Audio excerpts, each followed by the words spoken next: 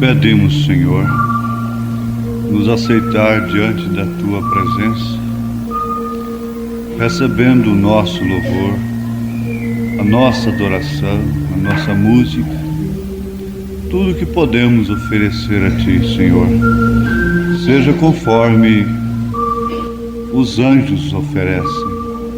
Santo, Santo, Santo, Santo é o Senhor dos exércitos. E possamos estar cobertos pelo sangue de nosso Senhor Jesus Cristo, pela santidade do Senhor mesmo.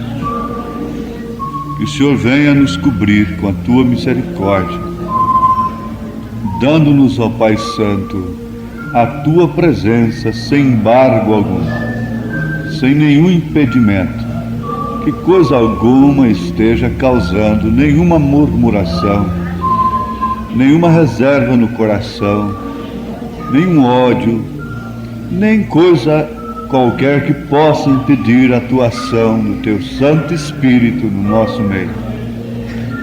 Qualquer vaidade, qualquer coisa, livra-me, livra o pregador de falar qualquer coisa vaidosamente, livra qualquer um de vir à Tua igreja com qualquer outro propósito, a não ser adorar-Te em espírito e em verdade.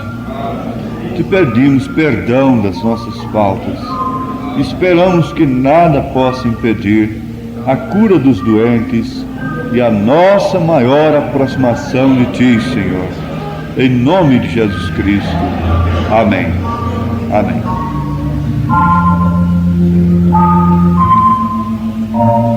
Amém.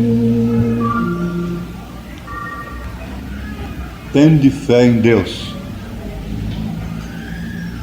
Tende fé em Deus, não é?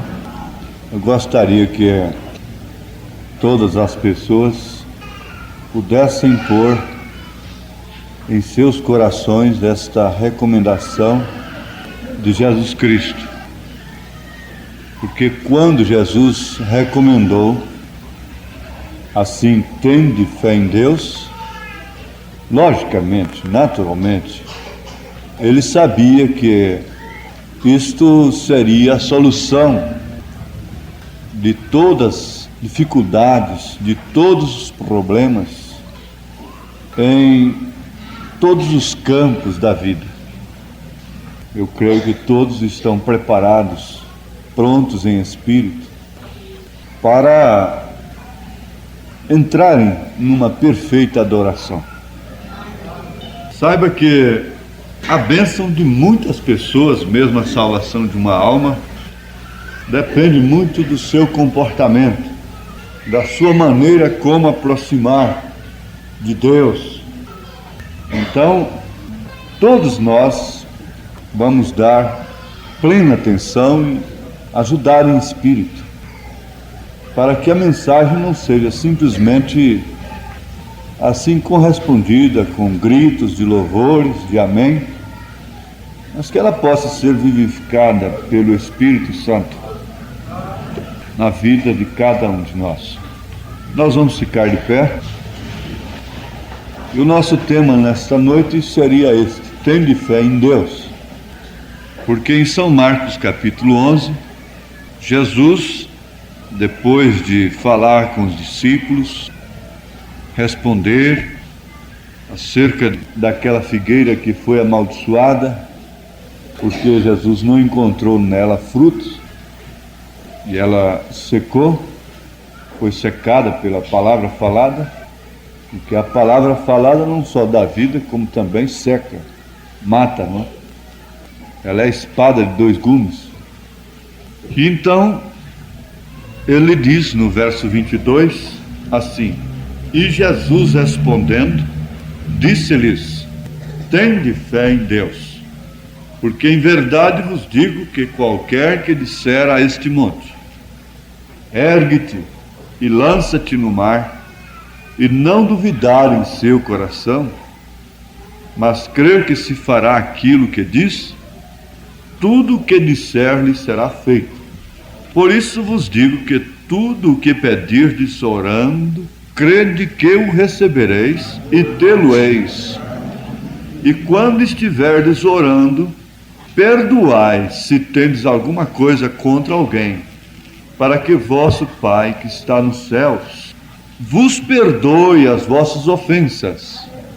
Mas se vós não perdoardes, também vosso Pai que está nos céus vos não perdoará as vossas ofensas. A outra leitura é São Lucas 15, mas ela vai ser citada durante a mensagem. Trata-se da parábola do filho pródigo. Senhor, mais uma vez nós voltamos a inclinar as nossas cabeças diante do Teu trono de graça e simplesmente Te rogamos que todas as pessoas que ouvirem esta mensagem, esta palavra, possam ser abençoadas de acordo com as necessidades que elas têm em suas vidas, sejam materiais, espirituais, físicas. É o nosso pedido para a Tua honra e Tua glória, nós Te suplicamos essas coisas. Amém. Aleluia. Podeis assentar.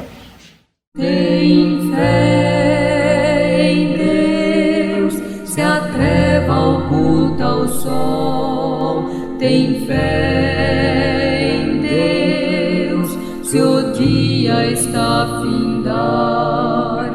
Tem fé em Deus, até vencer enfim. Tem fé, amigo, em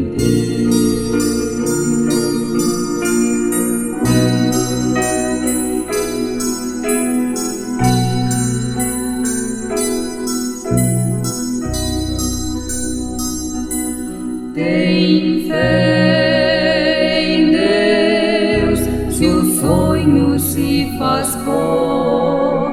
Tem fé em Deus, não podes andar só.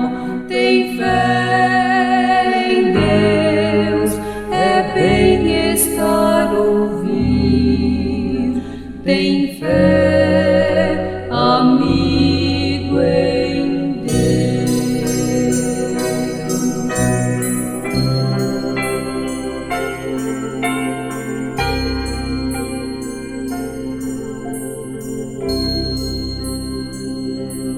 Tem fé em Deus, enquanto acima vais. Tem fé em Deus, se te retarda o pé. Tem fé em Deus, que é teu amante Pai. Tem fé, amigo, em Deus.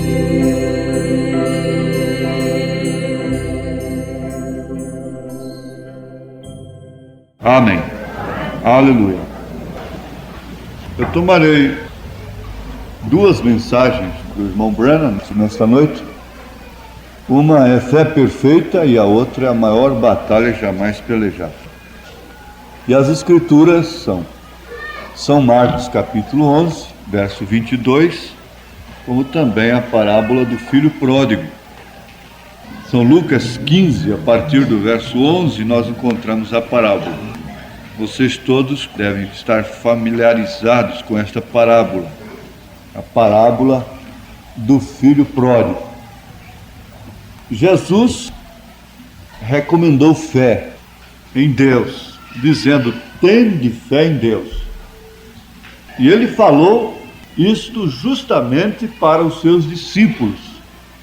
E fez esta recomendação logo após uma coisa sobrenatural ter acontecido através de sua palavra. Se vocês lerem toda a Escritura, São Marcos 11, do verso 12 em diante, vocês vão encontrar que uma coisa sobrenatural aconteceu. Uma árvore, uma figueira estava ali, cheia de folhas. E estas folhas estavam verdes. A árvore estava verde, portanto, não estava morta, ela estava viva, mas não dava frutos, conforme a sua natureza.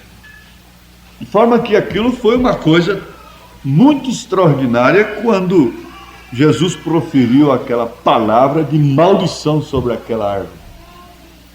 E no outro dia, os discípulos passando por ali, como está no versículo 20, eles passando pela manhã, viram que a figueira se tinha secado desde as raízes.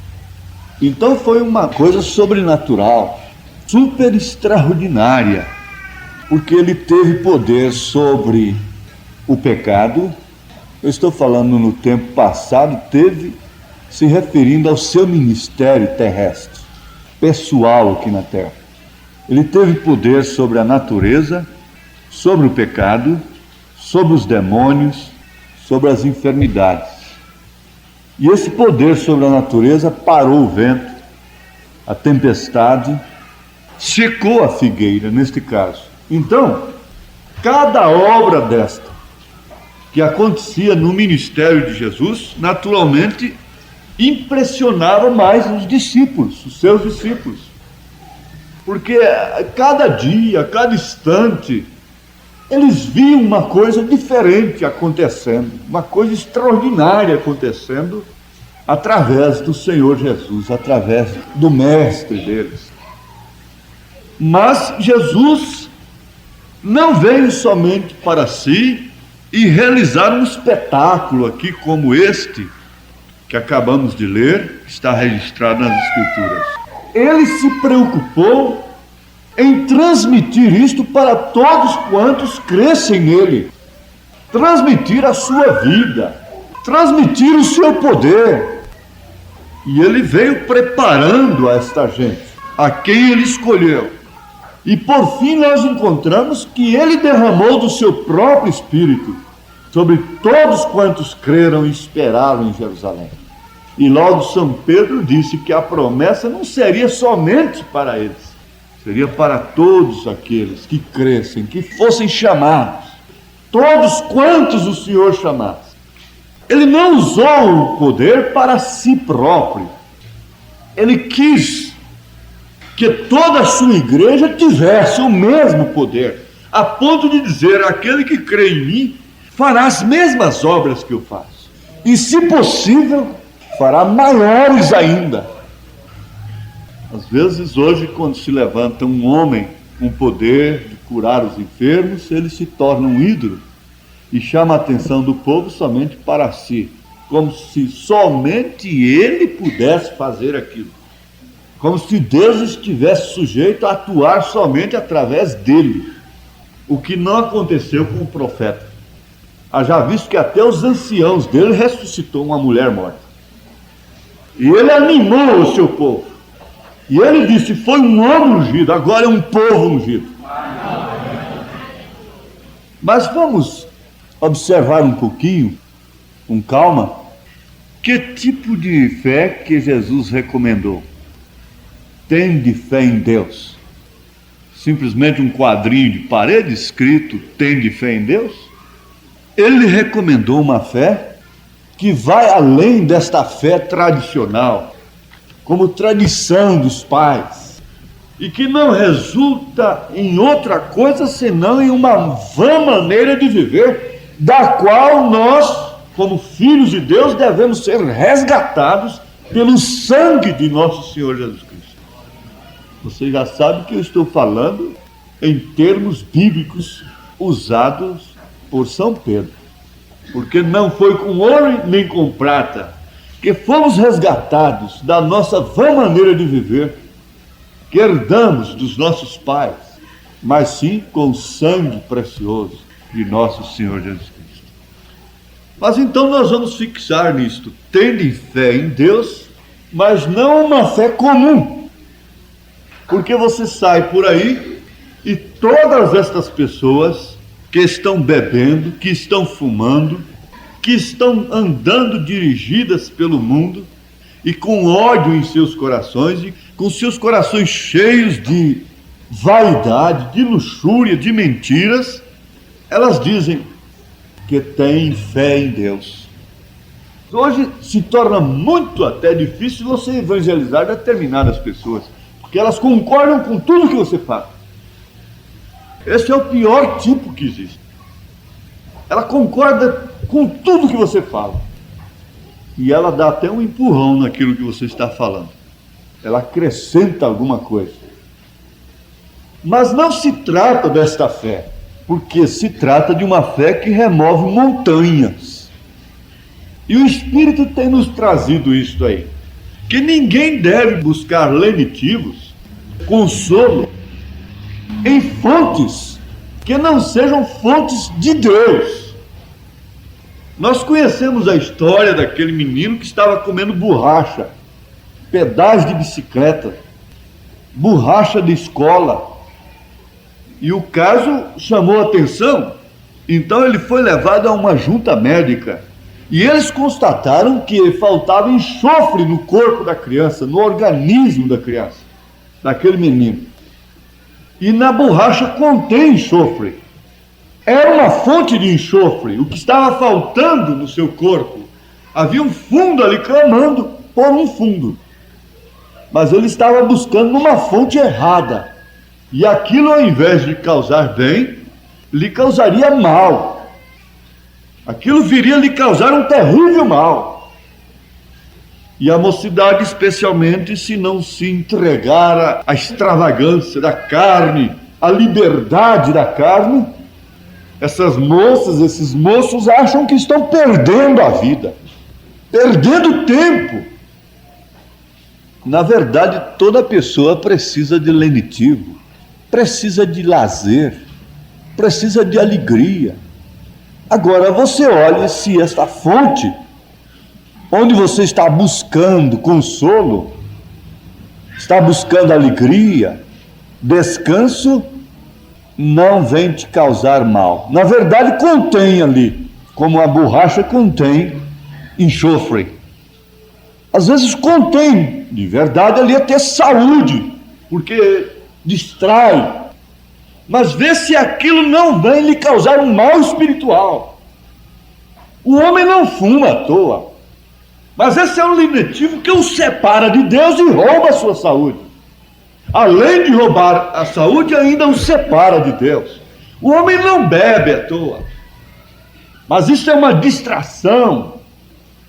Isso é um vício, isso é um clamor interno. Isso é um vazio que está ali dentro e que destrói o seu corpo, a sua saúde, a sua moral e o separa de Deus. E quase todas as diversões do mundo, mesmo sendo lícitas para famílias e mesmo para crentes, elas estão carregando em si mesmas espíritos terríveis. E buscando lenitivo, buscando saúde, buscando prazer, buscando descanso, o homem tem erigido montanhas diante de si. Montanhas que o separam de Deus.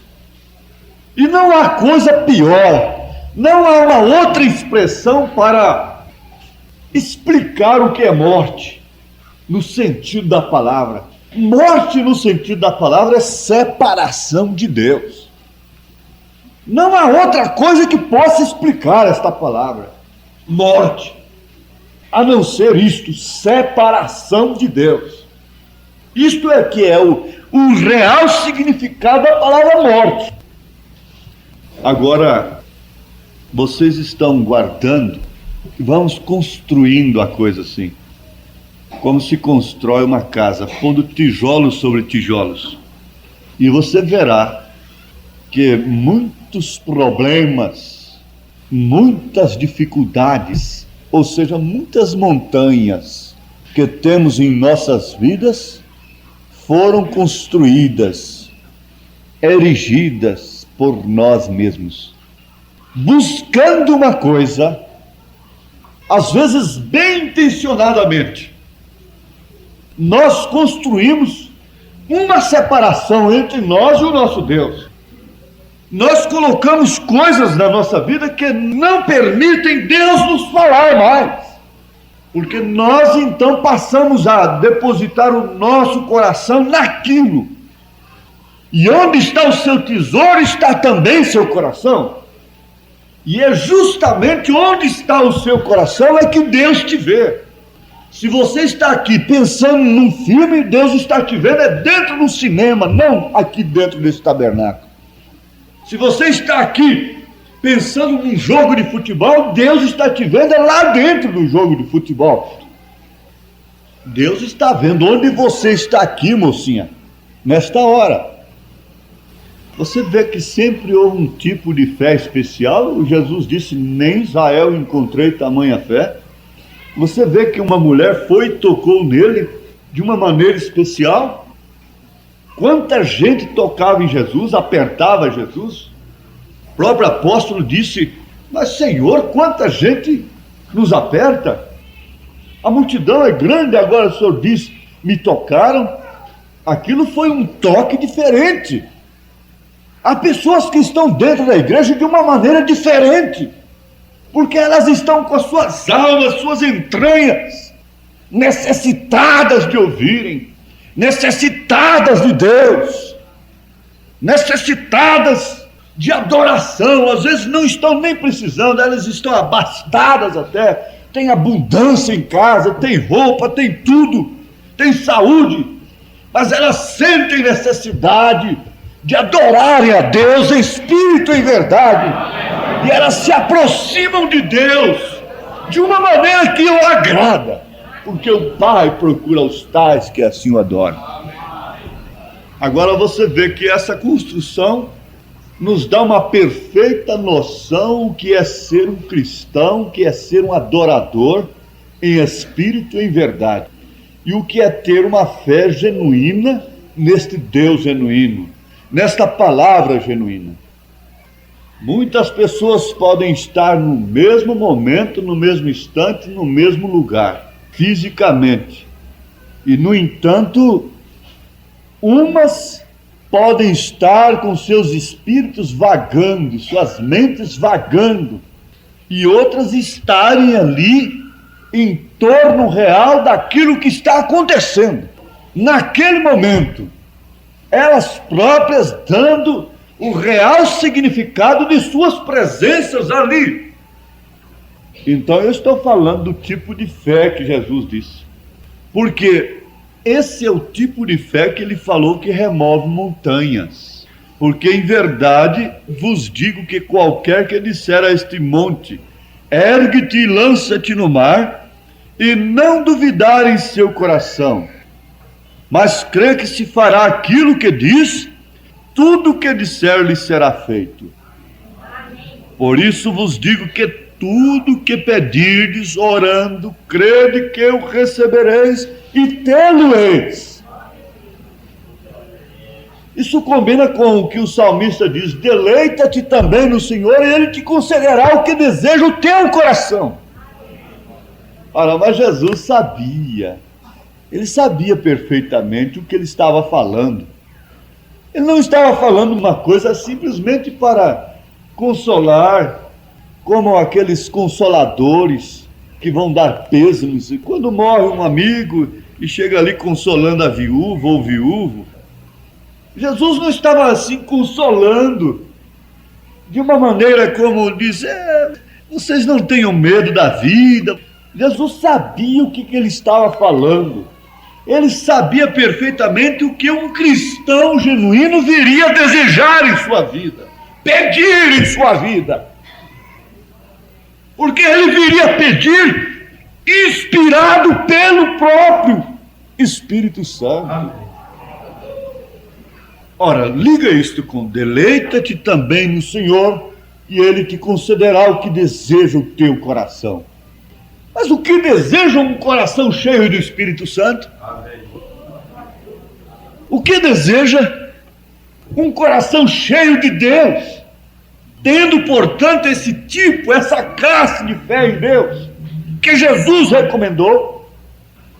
Mas sabe o que aconteceu? É que a igreja saiu da casa do Pai. como este filho pródigo deixou a casa do pai. Este filho pródigo de São Lucas, capítulo 15, a partir do verso 11, pediu os bens que lhe pertencia.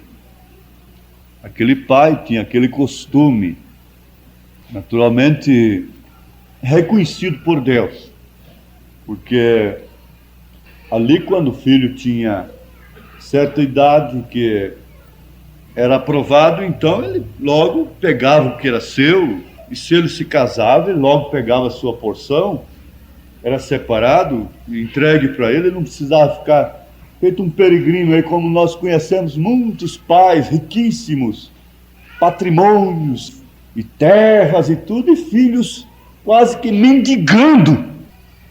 Isso quer dizer que é para eles pegarem depois que tudo passar, o tempo passar, e que já ficarem velhos depois que eles forem sepultados. Então eles são herdeiros por causa da lei. Isso é carnal, é terreno. Mas ali os patriarcas, eles tinham filhos, agora filhos no sentido da palavra. Então aqueles filhos não andavam vagabundando, peregrinando. Nós conhecemos uma família aqui no norte que me fez lembrar.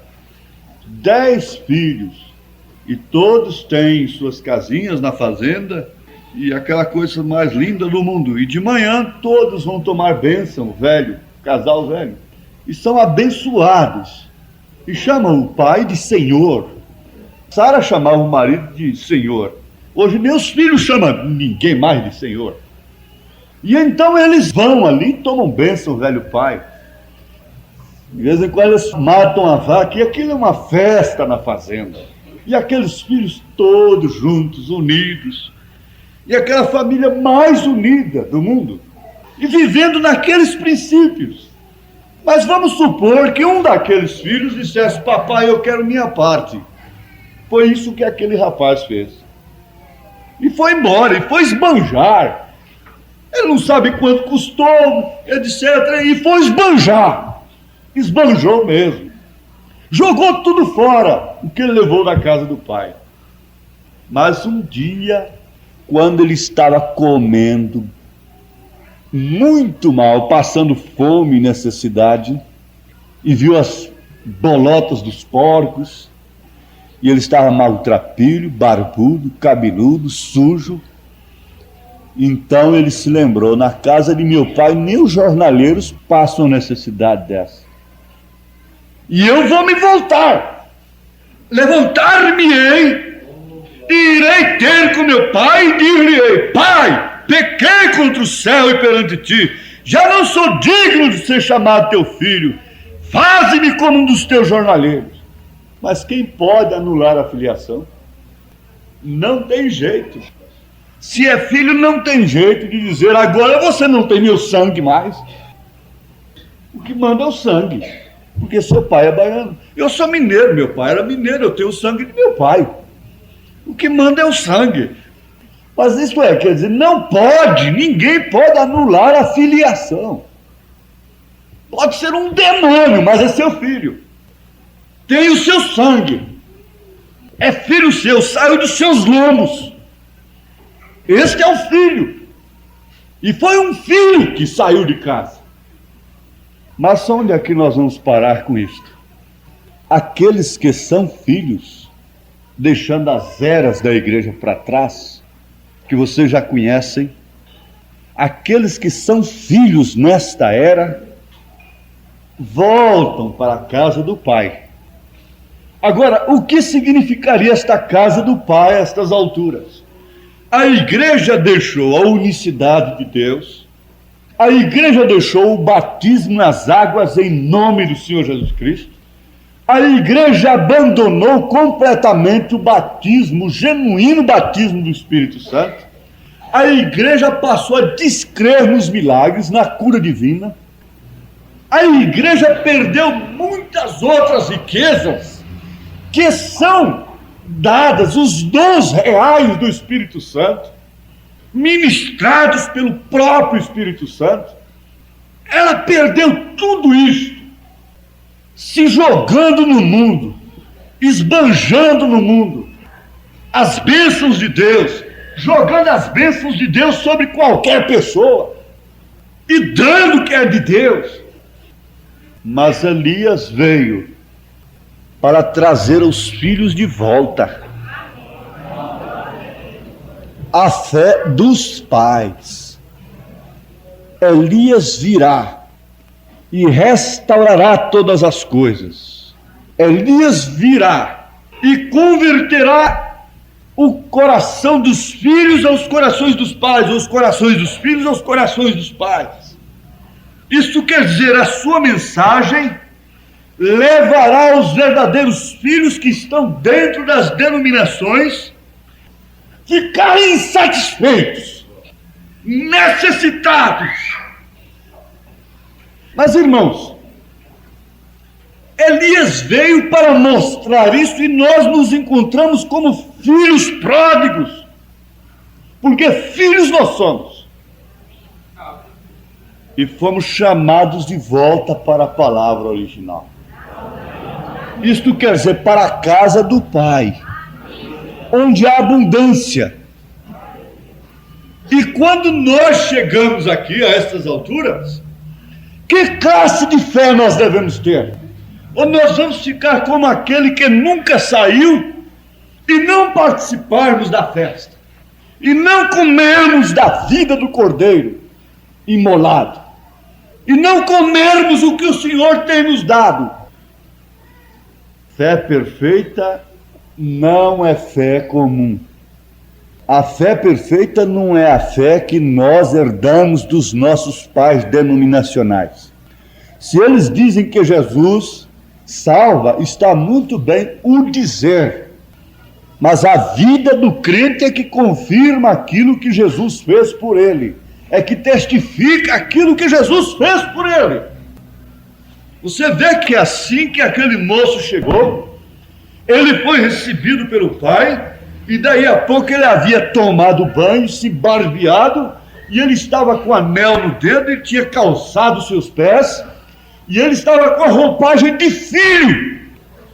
Ele não estava com a roupagem nem de jornalheiro na casa do seu pai, porque isso seria para os judeus, para servos.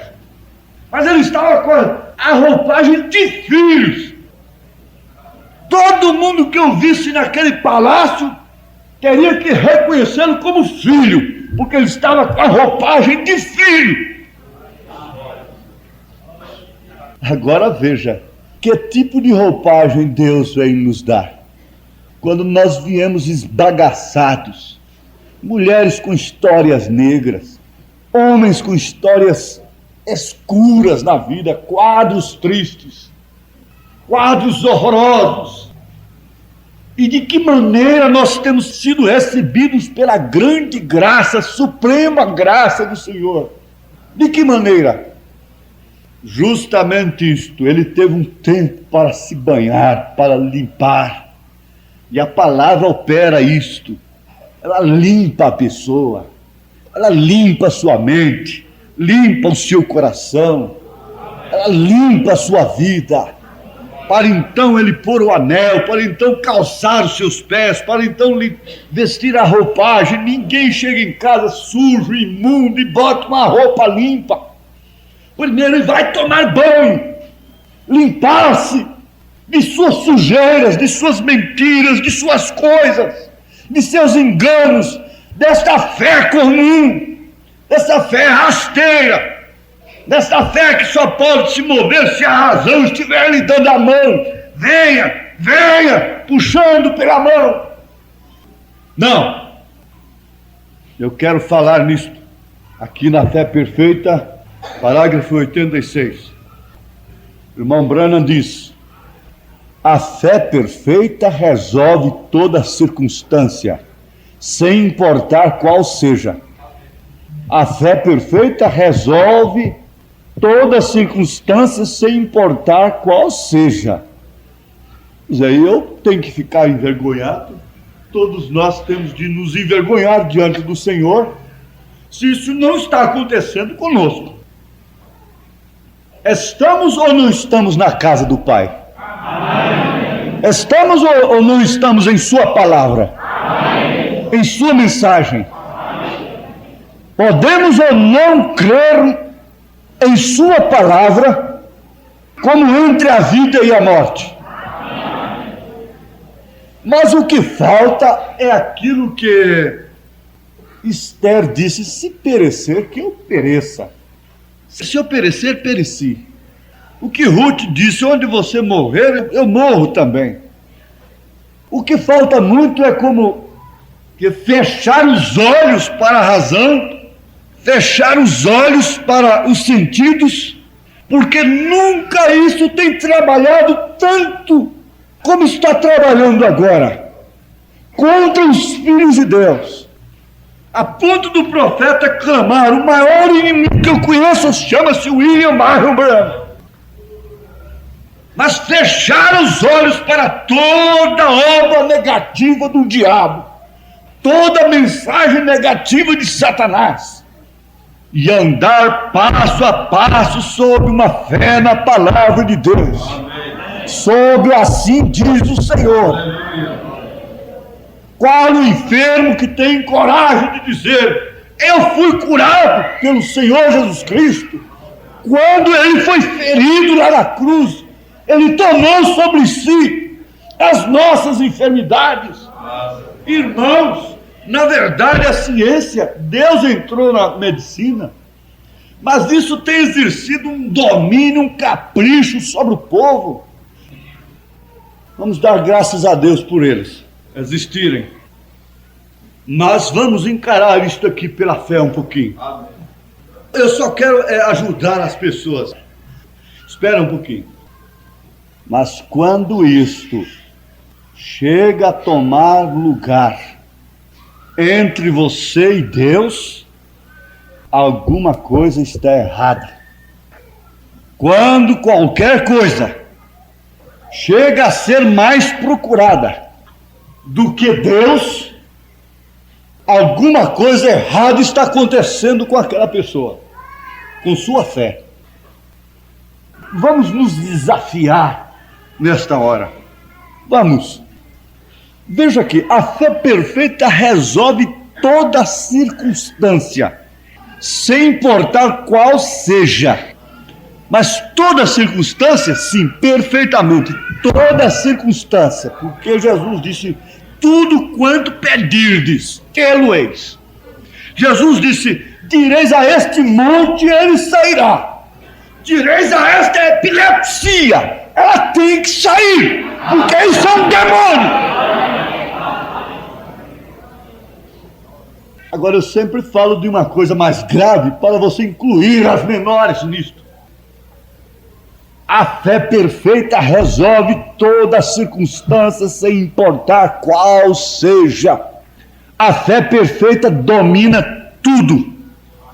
Você entendeu o que é dominar tudo? Tudo que está a seu redor, não colocando sob seus caprichos. Isto é, tudo que você precisa para viver como uma cristã. Tudo que possa impedir que você venha a viver de fato como uma filha de Deus, como um filho de Deus. Esta fé perfeita domina tudo. Será que o profeta está sendo extremista? Vejam bem, quando você crê algo, ou se põe a fazer algo, e tem fé no que está fazendo, não importam as circunstâncias. Isso não tem nada a ver, porque a fé domina essas circunstâncias. E Paulo disse que aquilo que não é feito por fé é pecado. Porque a fé domina as circunstâncias. Se é onde há alguma enfermidade, veja, irmãzinha, veja só qual é a batalha do momento, filha. Amanhã você pode estar respirando ali com muita dificuldade, buscando um pouco de oxigênio, morrendo numa cama e precisando desta mensagem. Por que você não dá todo o valor nela agora? Se é onde há alguma enfermidade, E Deus revela que certa coisa sucederá. Aqui está o segredo. Se isto vem a teu coração, você sabe, ele diz assim, você vem na frente para fazer uma experiência, é melhor você ficar lá no seu lugar. E se você vem na frente, qualquer pregador que chama, você vem na frente por um costume, um hábito, isso é melhor que você ficasse lá. Assim, há pessoas que acham que o pregador tem que botar a mão na cabeça dela, porque senão não teve culto para ela. Não é isto. Não é esse tipo de fé. Mas é quando Deus desce no seu coração. É quando Deus te revela algo. Então, aquilo terá que suceder de todas as formas. Sucederá. Você simplesmente fala e segue adiante sem duvidá-lo, sem sequer fazer perguntas. Você sabe que a pessoa não passa do seu ponto de interrogação, porque já é uma coisa concluída. Quando Jesus expirou lá no Calvário, ele disse: tudo está consumado. Está tudo consumado. Toda a obra que ele veio realizar por você já foi feita no Calvário. Você não tem que nem pedir coisa alguma, você tem que crer. Quando a igreja tiver a fé perfeita, ela não orará, ela falará. Ela dirá: isto não é doença mais. Você estava com esta dor. Eu estava com isto, não estou mais. Você estava com aquilo, mas não está mais. Você pode tomar isso para si agora, se Deus desce no seu coração. Então é uma obra consumada. Eu pergunto, irmãos, preste bem atenção.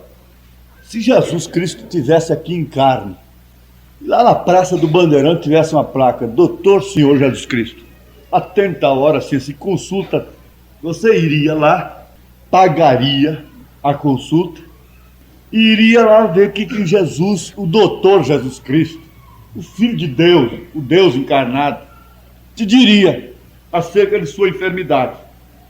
E ele pusesse assim na receita, lá no diagnóstico: esse mal seu eu encontrei que ele já foi levado sobre mim há quase 2000 anos atrás.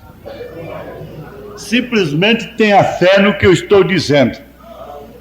Você vai no consultório do doutor Jesus Cristo, apanha o seu livro de receitas, a Bíblia Sagrada, e começa em Isaías 53, e toma essas pílulas todas, e chega aqui e diga: tenha fé em Deus, não há nenhum pecado na minha vida, não há nenhum ódio, não há nenhuma contenda, não há nenhuma maledicência, não há desgraça nenhuma escondida na minha vida. Por que não posso crer na receita do doutor Jesus Cristo? O profeta diz assim: você vai lá e o médico diz: você está canceroso. Agora, a coisa é forte, é pesada. Isso é a fé perfeita. Paulo disse: a fé de nosso Senhor Jesus Cristo. É a fé dele próprio em nós. Quer dizer, é um desafio para haver um levantamento. Levantar-me-ei. Chega de capengar. Chega de mendigar a vida. Chega, basta.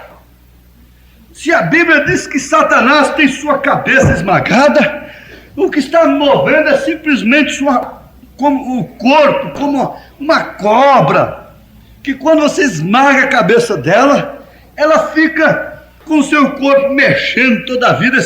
É seu veneno, fica ali há muito tempo ainda. O que está movendo nesta hora é o corpo do diabo, porque como o corpo de Cristo está se movendo, o corpo do diabo está se movendo, mas ele está com a sua cabeça rachada, seu crânio foi fraturado, ele pisou a cabeça de Satanás. Ele fez uma obra consumada por estas irmãs, por estes irmãos. Não admita nenhuma doença em sua cabeça. Não adianta, não admita. Não admita nenhuma doença, nenhum espírito diabólico te introduzir numa doença incurável. Porque na sua receita, no seu livro de receitas, está escrito que ele levou sobre si todas elas. Agora, como faz, pastor? Ele está doendo. Isto foi uma obra concluída. Está concluído para o cristão. Isto domina sobre toda circunstância. Alguém disse: porém, se você faz isto e aqui, então aquilo, vai. Você sabe, e a voz está aí na mente. A batalha está na mente, a maior batalha jamais pelejada. E essa batalha está na mente. A vizinha morreu, foi disto. A outra foi parar no hospital, na clínica de repouso. A filhinha do vizinho morreu do mesmo jeito. Começou, foi assim. E o vizinho começou, foi desse jeito. Sua garganta começou assim, irritada, e por fim era um câncer e ele morreu. E agora nós estamos sem nosso pai também. Ele vai morrer também. Então você está dizendo tudo de amém para Satanás. Porque o nome do câncer não é outro, senão o diabo. A ciência botou esse apelido nele. Mas vamos aqui. A fé crê que Deus operará tudo. Se você vai na medicina sob orientação de Deus, fique sabendo, Deus te dirige, Deus usa naturalmente esse meio também. Mas quando você faz por fé, sob orientação, sob uma indicação de Deus, você faz aquilo, então aquilo terá o fim do assunto. Aquilo terá que operar. Porque se não opera, o que faz? Por que não há uma medicina preventiva? Por que você não vê um consultório, um hospital de medicina preventiva, só vê de curativa? Por que esse médico não põe o cliente, o paciente dentro do consultório e explica para ele o que essas coisas estão causando para a humanidade? Esses alimentos dessa natureza, esses refrigerantes estão causando. Por que eles não chamam e orientam? Agora, se Deus me dirige, se Deus te dirige, olha, você será bem-sucedido. Eu fui bem-sucedido, e há muitos outros que são bem-sucedidos, e aqui você mesmo será bem-sucedida, mas você não pode fazer nada sem fé perfeita. Se Deus deu aquela direção, o irmão Branham, veio a revelação de Deus para ele sobre aquele menino, e ele disse para a mãe: leva a criança numa cidadezinha assim, ou pai, vai aparecer uma mulher assim, vai prestar um socorro para você e vai levar uma clínica assim, e aquele médico vai operar a criança, vai abrir a cabeça da criança, não sei como, e eu sei que vai acontecer, e foi dito e feito. Aconteceu do jeitinho que ele falou, e o médico operou a criança. Por que ele não orou ali naquela hora? Deus sabe por quê. Mas você precisa ter uma direção de Deus. Você não pode ser uma pessoa entregue, rendida, a não ser a Cristo. Amém. A não ser ao Senhor Jesus Cristo.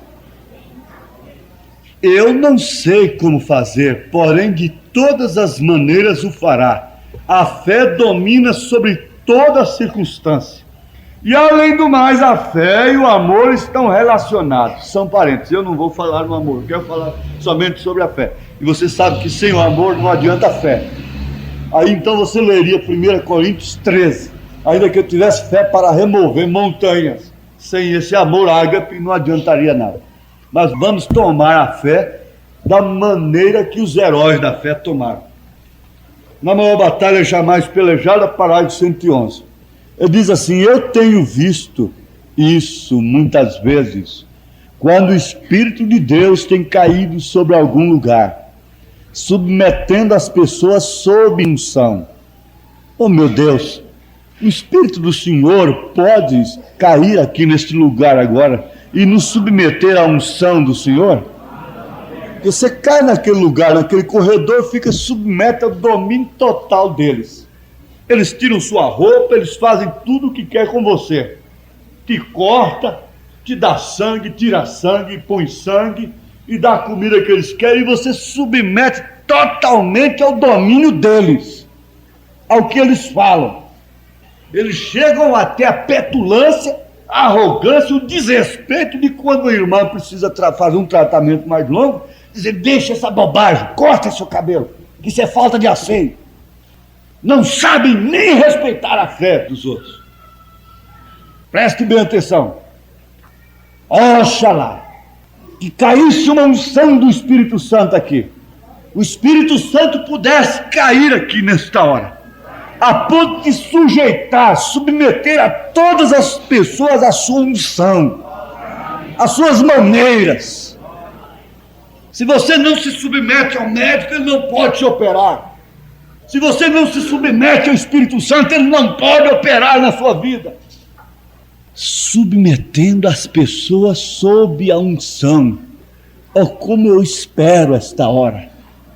Tem que haver um clamor por esta hora, por este momento, dele cair a ponto de submeter todos os meus sentidos, todos os meus motivos, todos os meus objetivos, todos os meus passos à sua unção.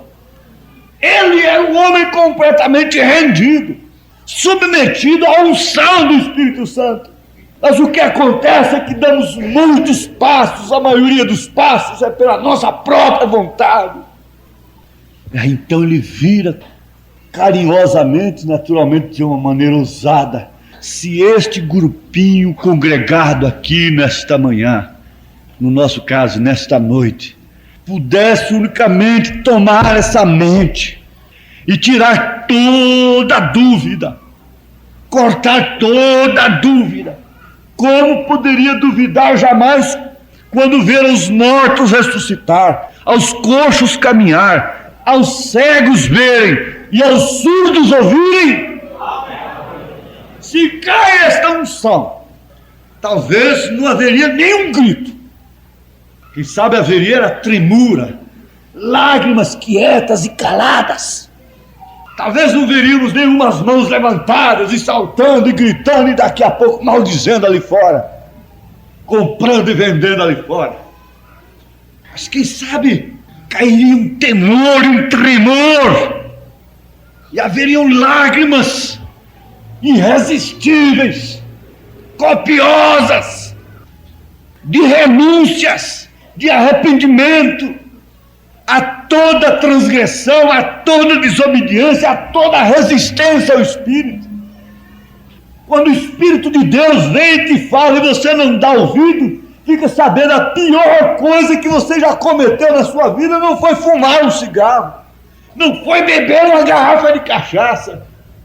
Às vezes você faz a pior coisa na sua vida depois de crente. O Espírito Santo te dá uma mensagem e você virar as costas para ela, endurecer sua cabeça e diz que tenha um galo na minha cabeça, mas isto vai assim mesmo. Isso é desobediência, é transgressão a Deus. E por causa disso não podemos ver maiores maravilhas nos nossos filhos, nos nossos lares, na igreja. Isto é que é o certo, isto é que é o correto. Vamos olhar no espelho. Quanta palavra ociosa, quanta atitude descaridosa, quanta resistência ao Espírito, quanta maledicência uns contra os outros. Quantas vezes ocupados com vida de irmãos, e até mesmo de ministério, de diáconos e tudo, ocupados com vida de esposas dos outros, com passados dos outros. Tudo isso é o diabo, tudo isso é transgressão, tudo isso é opróbrio. Isso não permitirá a fé perfeita operar. Ah, sim. Se este grupinho, não é grupão não, esse grupinho congregado aqui, nesta noite, pudesse unicamente tomar essa mente e tirar toda a dúvida, se converteriam como aqueles dois filhos da viúva, estavam sorrindo, escarnecendo lá, ficaram amarelos na hora e começaram a chorar, ao invés de estarem aí. As coisas mudariam completamente. E nós poderíamos ter muito mais de Deus. Eu próprio sou culpado, minha casa é culpada, você é culpado, sua casa é culpada. E eles não podem vir enquanto essa perfeição não chegar em nós. Mas se esse grupinho congregado aqui nesse instante pudesse unicamente tomar essa mente, vejamos aqui e ter a classe de Abraão no parágrafo 125. Deus está chamando nesta manhã a toda semente de Abraão, a essa mesma classe que Abraão teve. Fé na sua palavra, fé na sua promessa. Por que, meu irmão, você sabe que você está errado? Por que você não dá uma sacudida na sua carne agora e diga: diabo, me deixa? Satanás, sai de diante de mim. E eu tenho que voltar para Deus, eu tenho que rastejar no altar. Eu não posso ter vergonha de o povo ver eu me rastejando. Então, teremos a mesma classe de vida que Abraão teve. Mas você sabe de uma coisa? Pouca gente quer a mesma classe de vida de Abraão. Quando se refere às promessas de Abraão, todo mundo quer. Mas quando se refere à sua vida, ninguém quer não. Sua vida foi muito difícil, irmãos. Sua vida foi muito difícil. A promessa lhe custou muito caro. Ele foi provado quase que sem compaixão, parece. Diz que como Deus abandonou o Filho no Calvário, os fiéis foram como que deixados em covas, jogados em covas, em calabouços, foram jogados em fogueiras. Mas a classe de vida que eles tiveram, poucos querem. Você olha nos tamancos, nos saltos que as irmãs usam, nos seus vestidos apertados, e vocês estão, na maioria, prontas para ser cobiçadas. Vocês não querem ter a mesma classe de vida que Abraão teve. Vocês querem sempre ficar novinhas, homens velhos. É a mesma classe de vida que Abraão teve? Vamos um pouquinho adiante. Se é a mesma classe de vida, é a mesma classe de fé. E se é a mesma classe de fé, então trará os mesmos resultados. E o profeta disse: como ele foi transformado, nós também seremos. Nós seremos renovados, transformados. Voltaremos para uma idade de mais ou menos 22 anos ainda aqui. E iremos ao outro lado da terra somente através de um pensamento.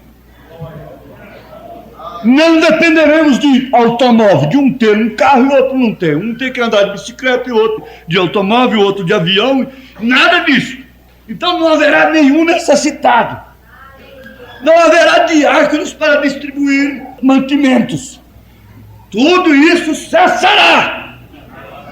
Porque a mesma classe de fé trará a mesma classe de vida. A mesma classe de vida traz a mesma classe de fé. E a mesma classe de fé traz os mesmos resultados, os mesmos acontecimentos. Você quer ver uma coisa? Segure no banco. Mantenha-se firme. A mesma classe de vida sodomita trará para este mundo o mesmo resultado que Sodoma teve. Isso desceu? Isso entrou no seu ouvido e saiu no outro ou desceu no coração? A mesma classe de vida que as mulheres e os homens tiveram em Sodoma, o mundo chamado cristão de hoje está tendo.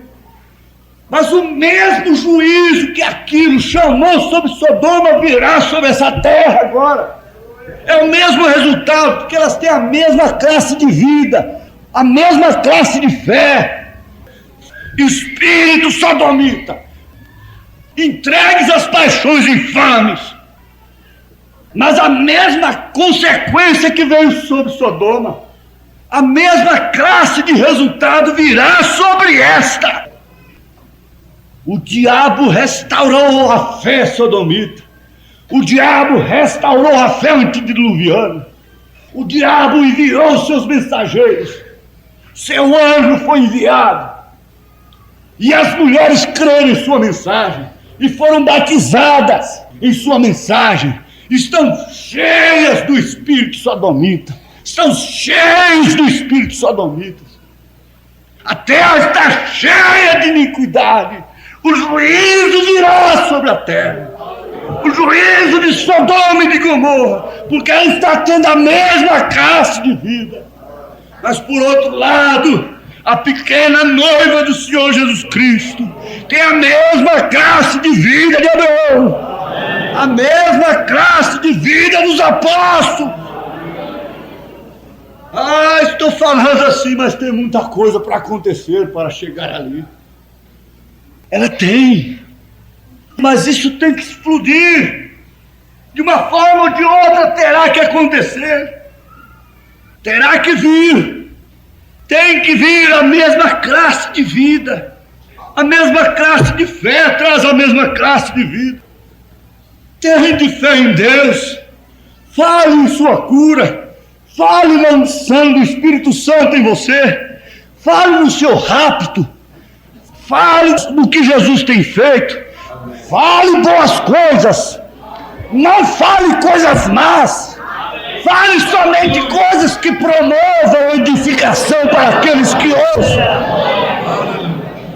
Tome atitudes de fé. Fiquem de pé pela fé na palavra de Deus. Tome a doença e joga fora agora. Tome a classe de fé. Abraão apanhou uns facões enferrujados. Nós temos mais do que aquilo. Temos a palavra do Senhor. Temos a palavra de Deus. Temos a palavra do Senhor Jesus Cristo, que é o mesmo ontem, hoje, eternamente. Isso não te move para uma vida diferente? Para uma classe de vida diferente? Teria você que lançar fora hoje alguma corrente de Satanás? Aleluia, aleluia. Aleluia. Tem muitos gadarenos que o mundo não consegue prender, mas também a palavra não consegue, a igreja não prende. O mundo não conseguia prender o gadareno, não conseguia lhe dar volta, a igreja também não conseguia. Ele não queria nem uma coisa e nem outra. Há pessoas que não sabem o que quer, elas estão loucadas. Isso lhe falta o Espírito Santo, a unção do Espírito Santo. Mas outro dia eu perguntei, já encontraram os ossos de alguém em algum lugar porque ficou ali de jejum até que Deus batizasse com o Espírito Santo? Uma mulher emburra e fica 3 dias sem comer. Fica 3 dias com as costas viradas para o marido. Fica 3 dias sem falar com ele. Mas eu pergunto, quem é que fica 3 dias orando e jejuando e falando com o Senhor? Essa casta não sai a não ser com jejum e oração. Certas castas não saem. Não saem, não adianta. Isso aqui pode rasgar, pode explodir. Não resolve. É como um sino quietinho, badala para lá e para cá. Não resolve, volta do mesmo jeito para casa. Mas se Deus vem e fala o seu coração, você toma isto por fé. Você não terá que se emocionar. Você não terá que sentir. Você tem que simplesmente crer. Se o Espírito de Deus opera, isto é o suficiente. Então, ponha sua mão um sobre o outro e ora com toda a sua fé que você tem. Com toda a fé no seu coração. Ore como você quiser. Ore agora. Ore agora por esta pessoa sobre a qual você tem sua mão. A outra orando por você. Não fique sem orar por alguém.